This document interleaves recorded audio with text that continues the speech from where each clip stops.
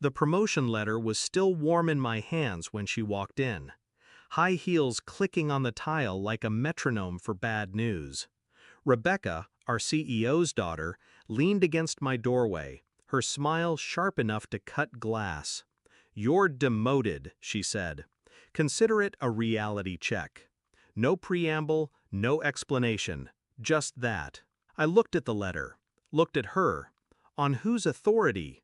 She tilted her head, amused. "You'll figure it out." Flashback. My first week. 3 years earlier, I'd been the nobody in the corner cubicle. No nameplate, no respect. My manager barely knew I existed. It was our CEO, Richard, who noticed. He called me into his office after a presentation where I'd been quietly fixing everyone else's mistakes in real time. "You don't speak much," he said, "but you work like someone who doesn't want to waste a second." From then on, he trusted me with accounts bigger than my title deserved. We didn't always agree, but there was respect. Until Rebecca came back from finding herself in Europe. The first cracks showed quickly. She started showing up in my meetings, not to contribute, but to ask questions she already knew the answers to, loudly, so everyone could see she was involved. She'd slide into my office chair when I was away, scroll through my files, leave my desk drawers slightly open like breadcrumbs.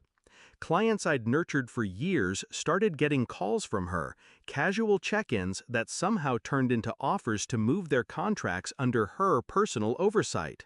Still, I stayed quiet, watched, waited. The promotion changed everything. It was official, senior account director. My pay doubled, my influence tripled. The CEO himself handed me the letter. Rebecca wasn't in the room. I should have known that was the problem. By the time she showed up in my office that morning, the paperwork was already filed. But titles, I'd learn, mean nothing when your enemy sits at the dinner table with the man who signs your checks.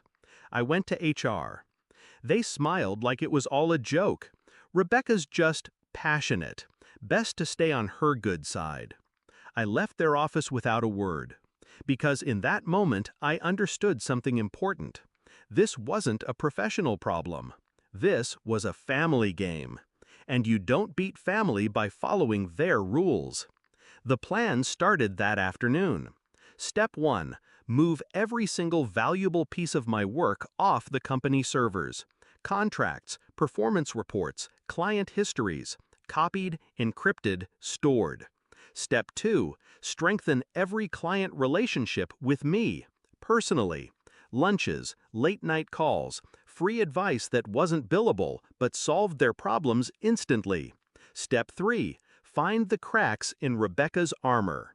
It didn't take long. She liked attention more than she liked follow-through. Within a month, she'd neglected 2 major accounts. By the second month, one of them was openly shopping for a new agency. I made sure they knew exactly where to find me. 4 hours after Rebecca's little power play, I had my exit ready. I handed in my resignation to Richard directly. Calm, professional, no hint of the storm underneath. He didn't even look up from his desk. "I'm sorry to hear that." But Rebecca looked up. She was leaning against the wall, watching, expecting me to beg. I didn't. I turned and walked out. By 3 p.m., the first call came. A client, angry. Their account manager, Rebecca, hadn't answered in a week. Could I help? I told them I wasn't with the company anymore, but if they wanted, I could arrange something privately. By 5 p.m., I'd spoken to 6 clients. By 9 p.m., the missed calls started stacking up. 40, 50, 96 before I went to bed. The confrontation came 2 weeks later. I was in my new office, small, quiet, mine, when Richard walked in unannounced. He didn't waste time. "You took half our top accounts." I set down my pen. "I didn't take them. They called me." "Rebecca says you poached them." She would. I slid a folder across the desk. Inside, every client email, every documented complaint about her, every proof of my clean exit. Dates, times, signatures. Richard flipped through it in silence, his jaw clenched. "She told me you weren't ready for leadership," he said finally. "She was right," I said. "I was ready to build my own." Rebecca never came to see me. I heard through mutual contacts that 2 of her remaining accounts dropped in the same week. She started showing up late, then not at all. 3 months after my exit, she was pursuing other opportunities. Now, my client roster is bigger than ever. The same people who watched Rebecca humiliate me now watch her name vanish from industry circles. I don't hate her. I don't even think about her much. But every once in a while, when my phone rings late at night and a new client says, "We heard you get things done," I remember that morning.